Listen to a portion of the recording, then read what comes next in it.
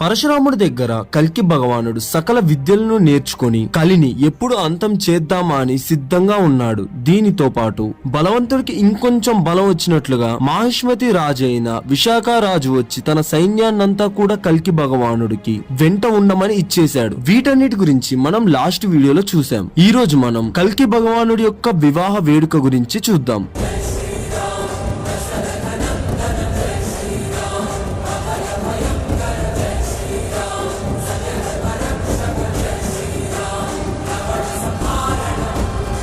ఇప్పుడు కల్కి భగవానుడికి పరమశివుడు ఇచ్చిన సకల విద్యలు తెలిసిన చిలుక ఒకటి ఉంది కదా, అది క్షణపాటి కాలంలోనే భూమి మొత్తాన్ని కూడా గిర్రం తిరిగి వచ్చేసిద్ది. అలాగా ఆ చిలుకకి అన్ని పవర్స్ ఉన్నాయి, ఎందుకంటే అది దేవతా చిలుక కాబట్టి. అలాగా ఒకసారి ఆ పక్షి ప్రపంచం మొత్తం కూడా ఒకసారి తిరిగి వచ్చాక మళ్ళీ కల్కి దగ్గరికి వచ్చినప్పుడు కల్కి భగవానుడు ఇలా అంటాడు, ఎక్కడెక్కడ తిరిగావు, ఏమేం విశేషాలు చూసావు, ఏదన్నా ముఖ్య సమాచారాలు ఉన్నాయా, ఇలాగా అయితే కొన్ని క్వశ్చన్స్ అడుగుతాడు అనమాట. అప్పుడు ఆ చిలుక కల్కి భగవానుడితో ఇలా అంటుంది, ప్రభు, నేను ఈ లోకమంతా తిరిగే సమయంలో నాకు అందమైన విషయం, ఆనందం కలిగించే ఒక విషయం అయితే కనిపించింది. సింహళ అనే ఒక దేశంలో బృహత్రథుడు అనే ఒక రాజు ఉన్నాడు. ఈయన భార్య పేరు వచ్చేసి కౌముతి. ఇక ఆ దేశం అయితే చాలా అందమైన దేశం. ఇక్కడ స్త్రీలందరూ కూడా పద్మిని జాతి స్త్రీలు. దాంతో పాటే బృహత్రథుడు చాలా బలవంతమైన పరాక్రముడైన రాజు. దాంతో పాటు ఈయనకు ఒక కూతురు కూడా ఉంటుంది. ఆమె పేరు పద్మావతి. ఈమె సాక్షాత్తు లక్ష్మీదేవి యొక్క స్వరూపం. ఈ పద్మిని దేవి చాలా సౌందర్యవతి, చాలా అందంగా ఉంటుందన్నమాట. అలాగా నేను అటు ఇటు తిరుగుతూ ఒకసారి ఈ దేవి యొక్క అంతఃపురానికి దగ్గరికి అయితే వెళ్ళాను. అలాగే ఈ పద్మావతి దేవి చాలా పెద్ద శివభక్తురాలన్నమాట. నిత్యం కూడా శివనామస్మరణ అయితే చేస్తూ ఉంటుంది. ఇక ఈమె చేసిన ధ్యానానికి, తపస్సుకి, వీటన్నిటికి సాక్షాత్తు పరమశివుడే మెచ్చి సాక్షాత్తు లక్ష్మీదేవియే ఇలాగ పద్మావతి రూపంలో సింహళ రాజ్యంలో బృహత్రథుడు మరియు కౌముతి దేవికి కుమార్తెగా జన్మించిందని తెలుసుకొని ఆమె ముందు ప్రత్యక్షమై, ఓ పద్మావతి, నీవు సామాన్య స్త్రీవి కావు. నిన్ను సాక్షాత్తు డైరెక్ట్ గా శ్రీ మహావిష్ణువే వచ్చి వివాహం చేసుకుంటారు. నిన్ను ఇతర రాజులెవ్వరు కూడా వివాహం చేసుకోలేరు. నిన్ను ఎవరైనా కామభావనతో చూసినా, వేరే ఆలోచనలో తప్పుడుగా చూసినా అది వారికే అన్యాయం తలపెడుతుంది. అంటే ఎలాగంటే నిన్ను ఎవరైతే తప్పుడు భావంతో చూస్తారో వారందరూ కూడా స్త్రీలుగా మారిపోతారు. అది కూడా నిన్ను చూసిన మరుక్షణమే మారిపోతారు. అలాగా పద్మావతి దేవికి జరిగిందంతా కూడా చెప్పి తనకి ఈ వరాన్ని ఇచ్చి సాక్షాత్తు శ్రీ మహావిష్ణువే వచ్చి నిన్ను వివాహం ఆడతారు అని కూడా చెప్పి అక్కడి నుంచి శివుడు మరియు పార్వతీదేవి మాయమైపోతారు. ఇక ఈ విషయాన్నంతా కూడా పద్మావతి దేవి వెళ్లి వాళ్ళ తల్లిదండ్రులకైతే చెప్పింది. వారందరూ ఎంతో సంతోషించారు. సాక్షాత్తు శ్రీ మహావిష్ణువే వచ్చి అల్లుడుగా వస్తున్నారంటే అందరికీ ఆనందంగా ఉంటుంది కదా. వీళ్ళు కూడా అదే ఆనందంతో పొంగిపోతున్నారు. ఒకవేళ ఇది నిజమే అయితే మహావిష్ణువుని వెతుక్కుంటూ వీరందరూ వెళ్ళలేరు కదా. కాబట్టి తెలివిగా పద్మావతి దేవికి స్వయంవరాన్ని ఏర్పాటు చేస్తే విశ్వంలోని రాజులందరూ కూడా అక్కడికి హాజరయ్యేటట్టు అందరికీ ఆహ్వానం పంపితే వారిలో సాక్షాత్తు శ్రీ మహావిష్ణువు కూడా వస్తారనే ఒక నమ్మకంతో పద్మావతి దేవికి వారి తల్లిదండ్రులు స్వయంవరాన్నైతే ఏర్పాటు చేస్తారు. ఇక భూమి మీద ఉన్న రాజ్యాలన్నిటికీ కూడా ఆహ్వానం పంపించేసరికి రాజులందరూ వచ్చేశారు. ఇక స్వయంవరానికి హాజరైన ఆ రాజులందరూ కూడా పద్మావతి దేవి యొక్క అందాన్ని చూసి ముగ్ధులైపోతారు. అలాగా పద్మావతి దేవిని చూస్తూ కామ భావంతో తప్పుడు ఆలోచన అయితే మొదలు పెడతారు. ఇక పరమశివుడు ఇచ్చిన వరం అయితే ఉట్టిగా పోదు కదా. ఇలాగ ఎవరైతే పద్మావతి దేవిని తప్పుడు ఆలోచనలతో కామభావంతో చూస్తారో వారందరూ కూడా వెంటనే స్త్రీలుగా మారిపోతారు. ఇక అదే విధంగా అక్కడ ఉన్న రాజులందరూ కూడా తప్పుడుగా చూశారు కాబట్టి వారందరూ వెంటనే స్త్రీలుగా మారిపోతారు. అలాగా మారిపోయిన ఆ స్త్రీలందరూ కూడా పద్మావతి దేవికి చెలికత్తలుగా మారిపోతారు. కానీ ఇలాగ జరగడం పద్మావతి దేవికి అంత ఆనందాన్ని అయితే ఇవ్వలేకపోయింది. ఎందుకంటే తానొకటి తలిస్తే ఇంకొకటి జరిగినట్లుగా శ్రీ మహావిష్ణువు వచ్చి తనని వివాహం చేసుకుంటాడు అనే ఆలోచనలో పద్మావతి దేవి ఉండగా ఇలాగ రాజులందరూ చెలికత్తలుగా మారిపోవడంతో శ్రీ మహావిష్ణువు రాక ఇంకా రాలేదని తెలిసి ఎంతగానో బాధపడింది పద్మావతి దేవి. ఇలాగా పద్మావతి దేవి గురించి జరిగిన కథనంతా కూడా చిలుక పొల్లు పోకుండా మన కల్కి భగవానుడికి అయితే వివరించింది. అలాగా కల్కి భగవానుడు ఆ శుకం అంటే ఆ పక్షితో చెప్తాడు, నువ్వు ఇప్పుడు వెంటనే సింహళ దేశానికి వెళ్లి అక్కడ ఉన్న పద్మావతి దేవి దగ్గరికి వెళ్లి నా గురించి వివరించి చెప్పు.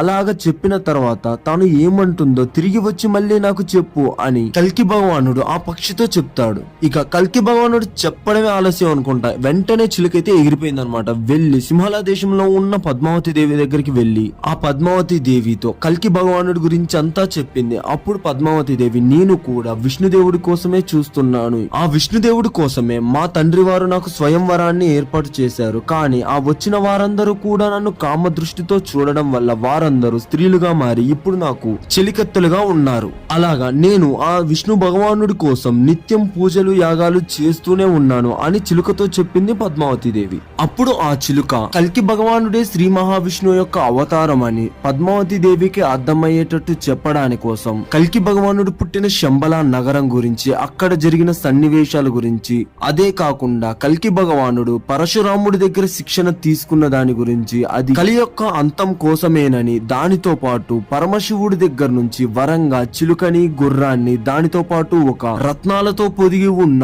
పొడవాటి ఖడ్గం గురించి కూడా అంతా చిలుక పద్మావతి దేవితో వివరించి చెప్పింది. ఇక చిలుక చెప్పిన దానికి ఎంతో సంతోషించిన పద్మావతి దేవి తనతో పాటు కొంతమంది సైనికులనైతే పంపించి చిలుక ద్వారా శ్రీ మహావిష్ణువునైతే సింహళ నగరానికైతే తీసుకురావడానికి ప్రయత్నాలు చేసింది. అప్పుడు శ్రీ మహావిష్ణువు చిలుకతో కలిసి సింహళ నగరానికైతే వచ్చారు. అక్కడ కారుమతి అనే ఒక ఊరికైతే చేరారు. అక్కడ ఉన్న ఒక అందమైన సరస్సు సమీపంలో విడిదైతే చేశారు. అప్పుడు కల్కి భగవానుడు, ఇక నేను స్నానం చేసి ధ్యానం చేస్తాను, నీవు వెళ్లి నా రాక గురించి పద్మావతి దేవికి అయితే చెప్పు అని చిలుకకి చెప్పి పంపిస్తాడు. ఇక కల్కి భగవానుడి ఆజ్ఞ మేరకు కూడా ఆ చిలుక వెంటనే ఎగిరిపోయి పద్మావతి దేవి యొక్క ఆలయానికి వెళ్లి అక్కడ పద్మావతి దేవితో ఇలాగ కల్కి భగవానుడు సింహళ నగరానికి వచ్చారు, వచ్చి సరస్సు తీరాన ఇప్పుడు విడిది చేస్తున్నారు అని చెప్పింది. ఇక అది విని ఎంతో సంతోషించిన పద్మావతి దేవి కొంతమంది చెలికత్తెలను తీసుకొని కల్కి భగవానుడు విడిది చేసే ప్రాంతానికి దగ్గరలో ఉన్న రేవా అనే ఒక నది తీరానికి జలక్రీడకు వెళ్దామని బయలుదేరింది. ఇక మన పద్మావతి దేవి దగ్గర ఉన్న చెలికత్తులు సామాన్యమైన చెలికత్తులు కాదు, రాజులే చెలికత్తులుగా మారారు కాబట్టి అందులో బలమైన స్త్రీలతో పల్లకినైతే ఎత్తించి రేవా నదీ తీరాన ఉన్న కల్కి భగవానుడినైతే చూడ్డానికి వెళ్లారు. చూస్తే కల్కి భగవానుడికి 4 చేతులు లేవు, కానీ చూడడానికి అచ్చం శ్రీ మహావిష్ణువు లాగా అనిపించాడు పద్మావతి దేవికి. కమల పువ్వు లాంటి నేత్రాలు, ఆజానుబాహుడు, విశాలమైన ఛాతి, ఇలాగా సాక్షాత్తు శ్రీ మహావిష్ణువుకున్న దేహం లాంటిదే కల్కి భగవానుడికి ఉండడం గమనించిన పద్మావతి దేవి ఇక ఇతడే శ్రీ మహావిష్ణువు యొక్క అవతారమని తాను అనుకుంది. ఇక ఆ సమయంలో కల్కి భగవానుడు నిద్రలో ఉండడాన్ని గమనించిన చిలుక కల్కి భగవానుడిని లేపడానికి ఎంతగానో ప్రయత్నిస్తుంది. కానీ పద్మావతి దేవి చిలుకతో అలాగా చేయవద్దని చెప్పింది. ఇంతలో ఎలాగో అలాగా కల్కి భగవానుడు లేచాడు. లేచి అక్కడే ఉన్న పద్మావతిని చూసి ఒక చిన్న చిరునవ్వునైతే నవ్వి పద్మావతి దేవిని తన దగ్గరికి రమ్మని పిలిచాడు. పద్మావతి దేవి దగ్గరికి వచ్చాక తన అందాన్ని ఎన్నో విధాలుగా కీర్తించాడు. తనతో మన ఇద్దరం కలవడమే లోక కళ్యాణానికి దారి అని చెప్పి జరిగిన విషయాన్నంతా కూడా పద్మావతి దేవికి వివరిస్తాడు. అదంతా విని పరమశివుడి యొక్క వరం ఉట్టిగానే పోదు అని పద్మావతి దేవి అనుకొని కొంచెం సిగ్గుపడుకుంటూ తన అంతఃపురానికైతే తిరిగి వచ్చింది. ఇక అలా తిరిగి వచ్చి తన తండ్రికి జరిగిన విషయాన్నంతా కూడా వివరించింది. ఇక బృహత్రథుడు చాలా ఆనందించి కల్కి భగవానుడి దగ్గరికి వెళ్లి అంగరంగ వైభవంగా కల్కి భగవానుడిని అంతఃపురానికైతే తీసుకొని వచ్చాడు. ఇక ఒక మంచి ముహూర్తం చూసి పద్మావతి దేవికి మరియు కల్కి భగవానుడికి వివాహం అయితే ఎంతో ఘనంగా జరిపించాడు. ఇక వివాహం జరిగిన కొంతకాలం వరకు కూడా కల్కి భగవానుడు అక్కడే ఉన్నాడు. సాక్షాత్తు శ్రీ మహావిష్ణువే కల్కి భగవానుడి యొక్క అవతారంలో వచ్చాడని తెలిసి అక్కడ ఉన్న చెలికత్తెలు మరియు ఎంతో మంది అమ్మాయిలు వచ్చి పాదాభివందనం చేసుకొని వెళ్లారు. ఇక దేవుడు అంటేనే కరుణామయుడు కాబట్టి దేవుడికి కొంచెం జాలి వచ్చి అలాగ స్త్రీ రూపంలో ఉన్న ఆ చెలికత్తెలందరినీ కూడా రేవా నదిలో స్నానం చేయమని చెప్తాడు. అలాగ స్నానం చేసిన వెంటనే స్త్రీ రూపంలో ఉన్న వారందరూ స్త్రీ రూపాన్ని విడిచి మళ్ళీ వారి రాజరూపాన్ని అయితే ధరిస్తారు.